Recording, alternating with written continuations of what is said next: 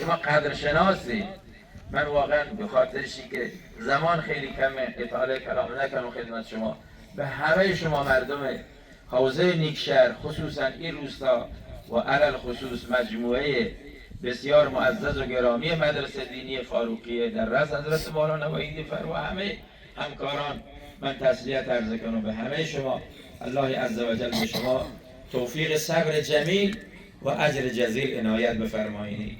ما سالهای سال در مدرسه دینی حقانیه ایرانشهر با هم کلاس بودیم و مولانا جهانمند خیلی با هم صمیمی در حد خیلی خودمانی و که من این خبر مطلع، البته از وفات اهلی من جمعه خبر بود و متأثر بود، ولی که به من خبرش داد که مولانا جهانمند از دنیا رفته خیلی کام ما تلخ بود، ولی در مقابل امر خدا شایسته همه ما و شما چیه که سر تسلیم فرود بیاره. و السلام علیکم و رحمت الله تعالی و برکاته.